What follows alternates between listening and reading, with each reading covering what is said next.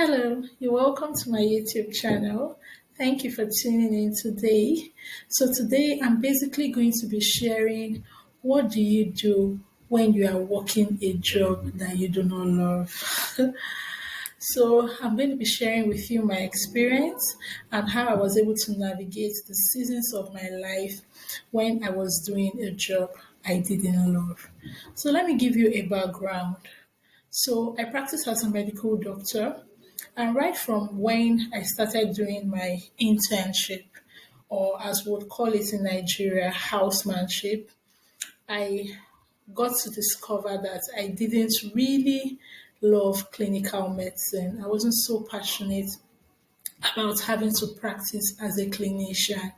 I had an interest in public health, community medicine, basically, and I didn't want to go through the process of having to do a residency training program.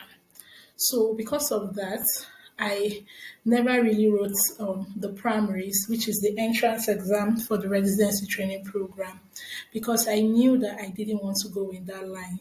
Even when people encouraged me to do it, I just told myself I wanted to do a job that I would love, and that wasn't it. So I went on to do my NYSC, that's the National Youth Service Corps compulsory program, and it was for 1 year. I did all the clinical medicine. Yes, I was good at it, but that wasn't necessarily my dream kind of job. So after my NYSC, I decided I was just going to take a break. Like I just needed a break from work to think about my life, to reassess myself, what I really wanted. After I took, I think, about 6 months break, I needed to earn money. So, in other words, I needed to get a job. And the only skill I had at that time was clinical medicine. So that drove me to getting a job in a private hospital where I resided. And I worked that job for, I think, a year plus when I got another job offer, a better job offer actually, which was actually out of where I was working and where I was based. In other words, I needed to relocate to a different location, a different city in Nigeria to do that job. And I worked that job for I think up to 2 years, and I knew that I wanted to relocate back to be with my family. The gist is long, right? Please stay with me. So when I got back to my family, I found another job, which was still clinical medicine. But the good thing about this job was that it was a public health related job. So first, I began by asking myself what was my dream kind of job. And at that season of my life, I wanted a job where I didn't have to take calls. In other words, I didn't have to run shifts and I didn't have to work weekends. But the job I was doing before I relocated out of the city I was based, that's my first job in the private hospital. I had to take calls and I had to work weekends. I had to run shifts. So that was why I didn't love that job. So you need to begin by understanding what don't you love about your job and what will you like to do. That's in other words, what is your dream job? So you need to begin by defining your dream job and also knowing if those dreams are realistic and if they are achievable.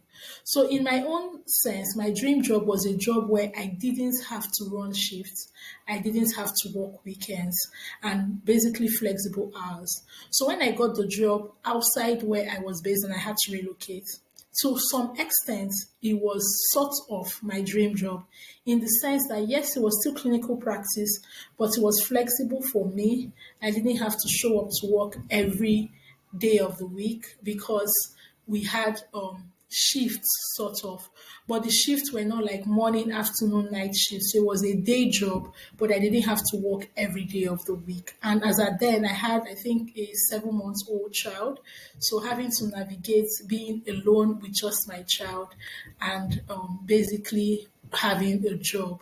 So that job afforded me that flexibility. Also, I didn't have to work most weekends If at all I had to work in a weekend, maybe once in a month, or sometimes not at all in a month. So, but why that wasn't like my ideal job was because that job kept me away from my husband, and that wasn't the ideal picture of a family that I wanted. I wanted us to be able to live together, build our family together. So I started seeking for other job opportunities. So I didn't quit that job I was doing at that time. I stayed in that job while developing myself and seeking for other job opportunities. What do I mean by developing myself? So first, I began by asking myself, what type of job am I looking for? So the first thing was I wanted a job that would be in the same location with my spouse. Then I also wanted a flexible job because at that point in time, I was pregnant with my second child. So I didn't want a job in a private hospital again. I didn't want a job where I have to take shifts or work on weekends. And I also wanted a public health related job because I knew that I had practiced for like, I think, up to 5 years or so. And I just needed to begin to give expression to what my true passion was with regards to practicing medicine, which was public health. So I now had to discover the areas in which I was deficient based on my skill with regards to public health, and I began to develop myself in that area. So while I was pregnant, I began to take short courses on certain areas that I needed to have a skill in, things like monitoring and evaluation, things like HIV and TB management, because I was interested in that line, and project management also. So that helped me. And while I was applying for jobs, there were jobs that I attended the interview, but I didn't get in. I'm coming to the testimony and what hit the nail on the head. So by the time I came back to where my husband was for my maternity leave, for my delivery and maternity leave, I had already decided I wasn't going back to my job at that point in time because I was still employed in my second job. So by the time I got back to deliver my baby, I had told God that I wanted a job before my maternity leave was over so that I wouldn't have to go back to my current job, which was away from my husband. And I also reached out to people. I kept telling people I was looking for job opportunities. These are the kind of job opportunities I'm looking for. Sent out my CVs just in case they know anybody who could, or any job vacancy, anyone who needed to employ someone. I was interested. And one thing I want to pause and say now is there's something about silent prayers. You know, there's this thing about God knowing the desires of your heart. So many times there are these silent prayers that we pray within us and we desire them so strongly. And sometimes it may feel like as if God is not hearing us or it doesn't make sense. I just want to tell you, don't give up on those silent prayers because, in all honesty, God heard my silent prayers. So one day, after I had given birth to my daughter, I think she was just a few weeks old. We are just back from the hospital, and I was just settling in. So I told my auntie that I was looking for a job. So she called me and she was like, "Oh, someone just came to our office asking for a certain medical doctor that there was a job vacancy, but the doctor was not around." And she now asked the lady that she has her cousin who is in need of a job, which was me. And she told her about me. And the lady was like, if I'm interested, of course, that the job is available. Since this other person that she came to look for is not around, no problem. I should just send my CV and they would get back to me. And my dear listeners, that was it for me. Once she called me, immediately I sent out my CV. Shortly after, I got a notification that I was invited for the interview. I did the interview, and I can tell you, I landed the job. And that's where I'm still working till today. What am I trying to say? Those silent prayers. And do you know the beauty about those jobs? I don't work weekends. I don't work public holidays. The job is public health related. The job is flexible enough to accommodate my lifestyle and my schedules and my personal development and everything I have to do. So I don't have to run shifts. I'm only on a morning shift where I work from 8 to about 4. And it's just awesome. And you know the beauty also about this job, I get to attend trainings, that's professional development trainings, and it's a job that I'm growing career wise. Another beauty about this job is that when I started the job, it was like the same or a little below of the salary I was earning in my previous job. But I didn't mind because I looked at it that this job is going to keep me in the same location with my spouse. And also, by the time I calculate the cost of flight tickets and take it out of my salary, the salary I'm earning in the previous job would not be the same as this job. So this job was still better. But trust me that in 2 years of working in this job, my salary has been increased and it's now more than what I was earning in my previous job. So the reason for this whole gist is to take you through my journey on how I have been able to manage the seasons of my life where I was working a job that I didn't love. I stayed committed in those jobs. Yes, it wasn't my ideal jobs, but I can tell you I was dedicated. I put in all the effort I needed to put and learned what I needed to learn on the job. So basically, I'll be sharing with you 5 things that I did that helped me through the season of navigating a job that I didn't love. And the first thing, like I just said, is that I made best of that opportunity because there was something to learn at every season of my life, during my NYSC, during my housemanship, when I had to work in the private hospital, even when it wasn't convenient.